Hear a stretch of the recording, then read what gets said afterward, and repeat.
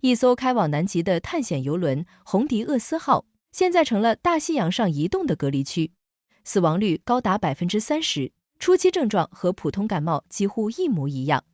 船上220个人，8人确诊汉坦病毒，3个人已经过世。更让人不安的是，2名新加坡居民曾经在这艘船上，后来跟一位确诊患者搭了同一班飞机。目前2个人已经回到新加坡，其中1个开始流鼻水，正在等待检测结果。很多人以为汉坦病毒只靠老鼠传播，但这次爆发的安第斯型毒株已经具备了人传人的能力。这条防线，新加坡守得住吗？由我来为大家还原一下这条跨越半个地球的病毒传播链，看看这2名居民是如何与致命病毒擦肩而过的。4月1日，一名67岁的新加坡籍男子和一名65岁的永久居民在阿根廷登上了红迪厄斯号极地探险游轮。他们可能也没有想到，这艘船正悄悄变成一个封闭的病毒培养皿。4月25日，这2人在结束行程后，从圣赫勒拿岛飞往约翰内斯堡。就在这趟长途航班上，他们与后来确诊并病逝的汉坦病毒患者同处一个密闭机舱。5月2日和5月6日，2人先后返回新加坡。面对这种致死率极高的病毒，新加坡卫生部的反应十分迅速。目前2人正在接受严格的隔离与检测，其中出现流鼻水症状的居民更是重点监测对象。为什么当局规定，即便初步检测为阴性，也要强制隔离30天？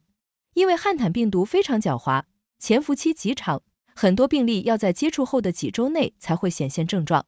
30天的隔离期，就是为了彻底覆盖这个危险的窗口期。如果检测阳性，他们将直接转入国家传染病中心接受最高级别的隔离治疗。这就是新加坡医疗系统在面对输入型烈性传染病时的标准动作，宁可错杀，不可漏放，把风险死死锁在社区之外。但这次的病毒和我们过去认知的汉坦病毒有着致命的区别。很多新加坡人对汉坦病毒这个名字感到陌生，甚至觉得它离我们很遥远。但如果你了解它的致病机制，就会知道为什么世卫组织会拉响最高警戒。普通的汉坦病毒主要是通过吸入受污染的老鼠排泄物气溶胶来传播，但世界卫生组织确认，这次爆发的是安第斯型汉坦病毒。这个型别过去有过记录，它是已知唯一可以引发有限人际传播的汉坦病毒毒株。也就是说，不单是靠老鼠传染给人，人与人之间也可能传染。当感染者咳嗽或打喷嚏时，密切接触者就有可能被感染。一旦病毒进入体内，它会疯狂攻击人类的血管内皮细胞，导致毛细血管失去屏障功能，开始向外渗漏。这种渗漏会引发2种极其致命的并发症。如果引发汉坦病毒肺综合征，患者的肺部会迅速积满液体，面临窒息风险，死亡率大约30%。如果主要是肾综合征出血热，会导致急性肾衰竭和内出血，死亡率大约1%。最残酷的现实是，汉坦病毒本身没有特效药，治疗上只能靠昂贵的支持性手段，肾衰竭就做透析，呼吸困难就上呼吸机，剩下的全靠患者自身的免疫力硬扛。除了人传人，它的传统传播途径依然存在，吸入被鼠类排泄物污染的气溶胶，吃到被污染的食物，或者被老鼠咬伤都有可能感染。孕妇感染后甚至可以传给胎儿。那么，面对这种无特效药的病毒，如果它真的突破边境，我们在新加坡该如何自救？作为生活在新加坡的普通人，我们该如何防范？对于我们来讲，这个病毒的麻烦在于初期症状太像感冒，发烧、头痛、全身酸痛、乏力、脸发红、流鼻涕、打喷嚏，很容易当成普通伤风不管。很多人遇到这种情况，第一反应就是吞2粒 Panadol， 或者以为自己只是中了骨痛热症，但这恰恰是最危险的。一旦错过早期，病情可能很快恶化，出现呼吸困难，甚至器官损伤，呈断崖式恶化，直接引发脏器衰竭。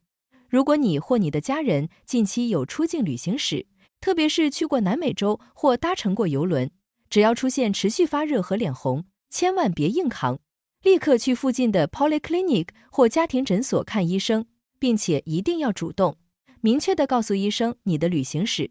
这是医生判定是否启动传染病隔离程序的关键。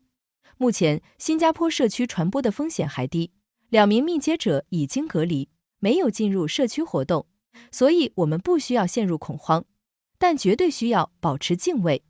新加坡常年炎热潮湿，我们在祖屋楼下丢垃圾的垃圾槽，或者那些老旧的湿八叉和食隔后巷，鼠患问题其实一直存在。在病毒面前，最坚固的防线不是医院里的 ICU， 而是我们每个人的日常防范意识。既然汉坦病毒的自然宿主是啮齿类动物，那我们日常的防线就必须扎紧。家里的食物一定要密封存放，生活垃圾每天清理，绝对不要留残食招惹老鼠。去到人流密集、环境潮湿的八岔，尽量避开脏乱的卫生死角，从源头切断接触任何受污染排泄物的可能。保护好自己，就是保护你身边的家人。你最近在你的祖屋区或者常去的食阁，有注意到鼠患问题吗？你觉得社区的卫生管理还有哪些需要提升的地方？